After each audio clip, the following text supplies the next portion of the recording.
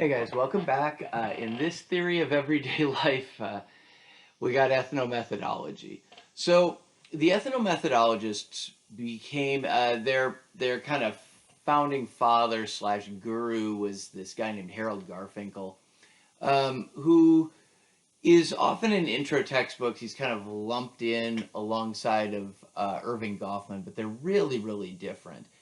Garfinkel was I guess I should maybe start with where he got interested in the way everyday life works.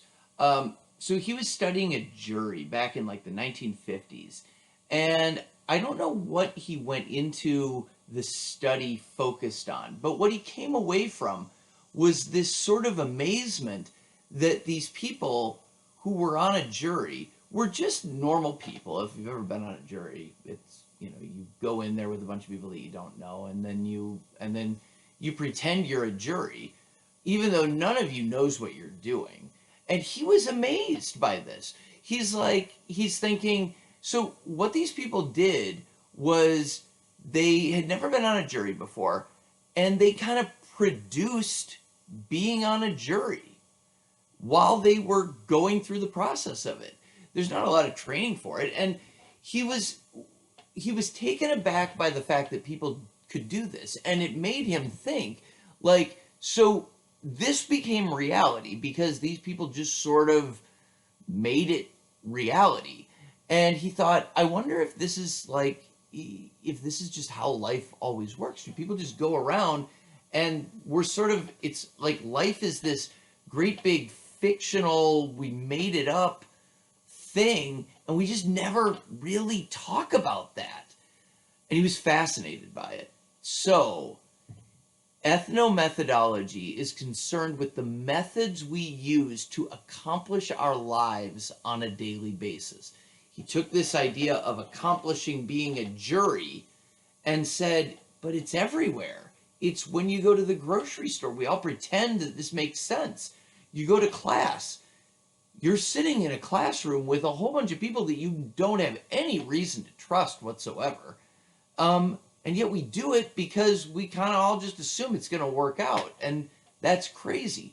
Now, the reason ethnomethodology is frustrating to me is because in my limited understanding of it, it sort of is this cool realization that that is all true, and it's hard to go anywhere from it. But I'll get you as far as I can get you on this. What Garfinkel did, and the reason ethnomethodologists are somewhat famous, is because of this first term, breaching experiments. So you've got this situation like a jury, and Garfinkel's fascinated by the fact that they're able to somehow make themselves be a jury, even though it's fictional, it's made up. And he said, so what would happen if somebody just didn't go along with it? Like, what happens? What do people do? I wonder if I could get my students to do that. Now, if you get nothing else from this class, don't do this, because I'll tell you what the reaction is. All you do is make people angry. So he sends his students out. He's like, go home and hang out with your family and pretend that you're a boarder who is paying rent to live there, and treat them that way and see what happens.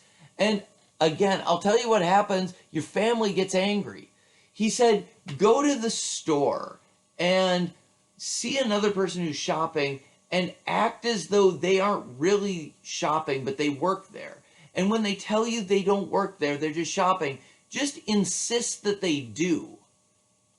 And again, all it does is it makes people unhappy. Now, there's probably some value in like having done that once to show that what we take of as a very solid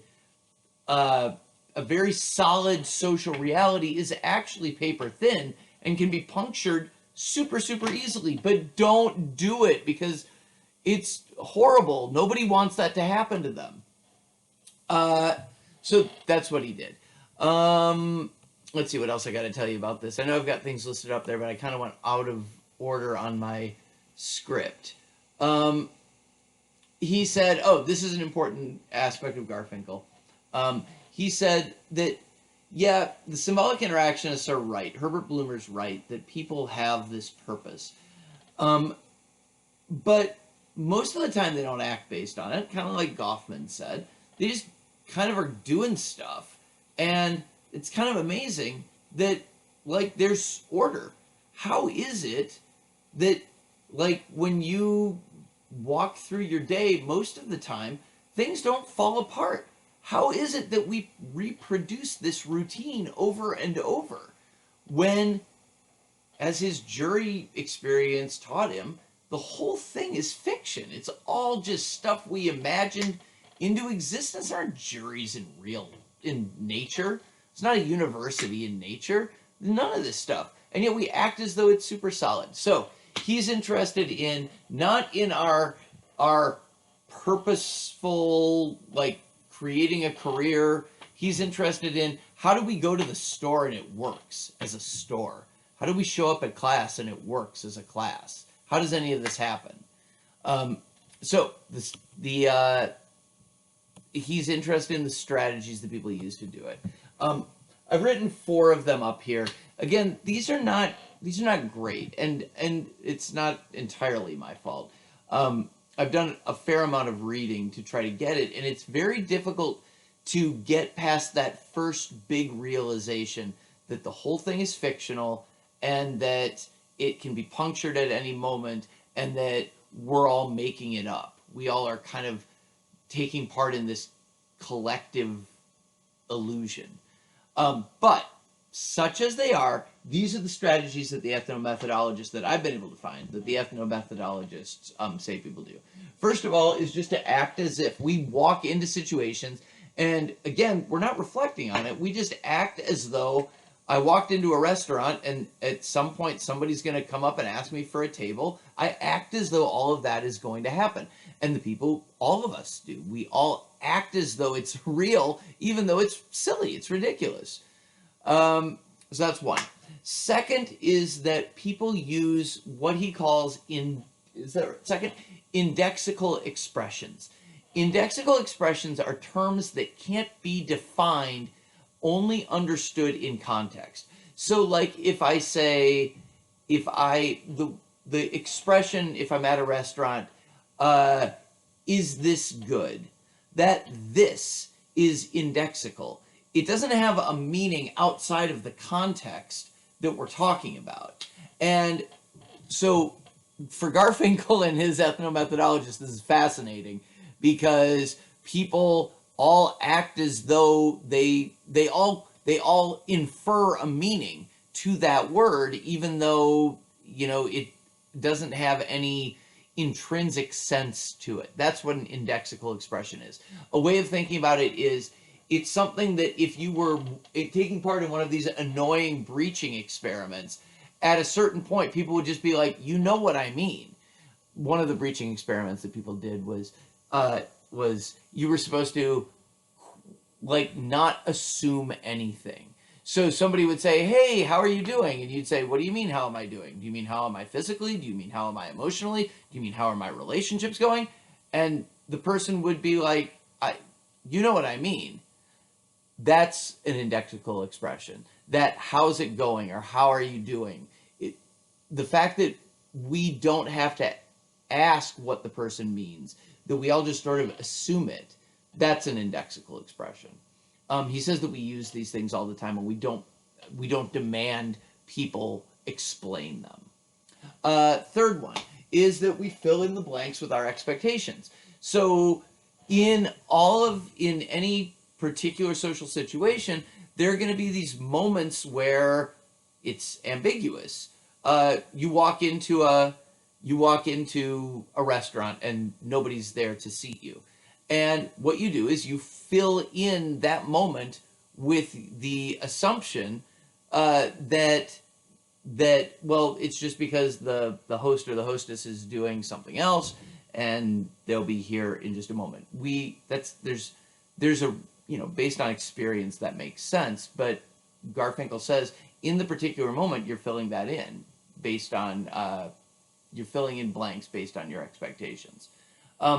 We sort of surf along there are times in any social situation, he would say, where the conversation goes in a weird direction, where all of a sudden there's a little bit of ambiguity, and we fill it in, or the last thing is we assume that it's all going to make sense in a minute.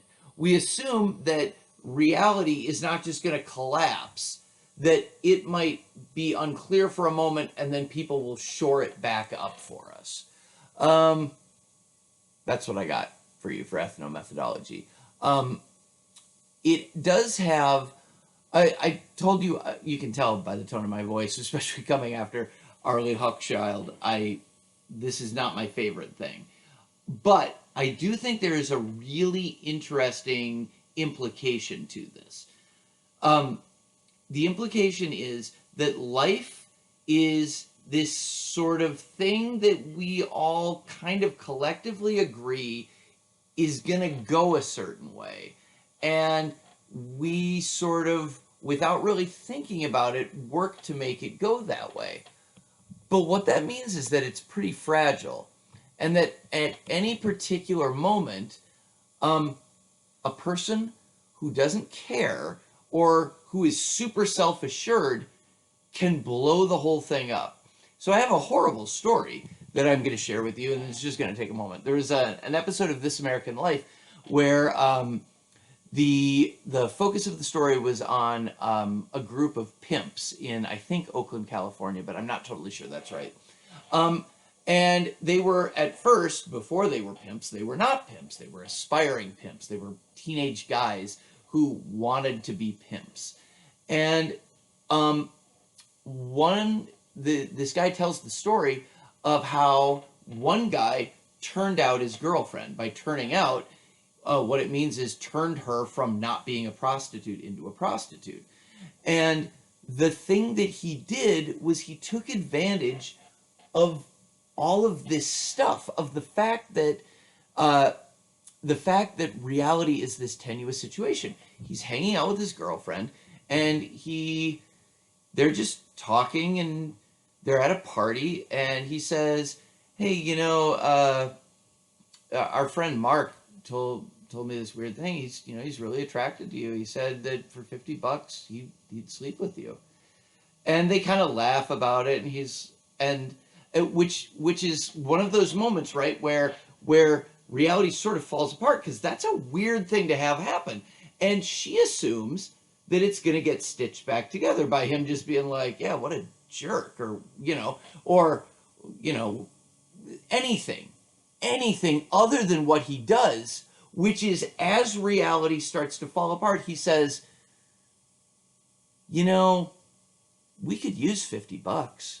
Like, we could get you something with that. We could get you a cool dress, or we could buy you something for that. If you want to. Like, there's obviously there's no pressure, and it's just Mark, so like it's not going to bother me. He's a good guy and everything, but it's up to you. It's up to you."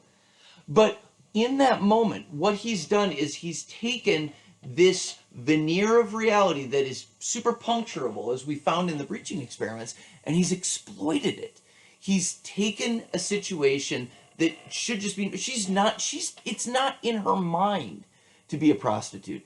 And it doesn't mean that because he did that, she then becomes one necessarily. Like, I'm not trying to say that if you breach things, then life necessarily goes a different direction.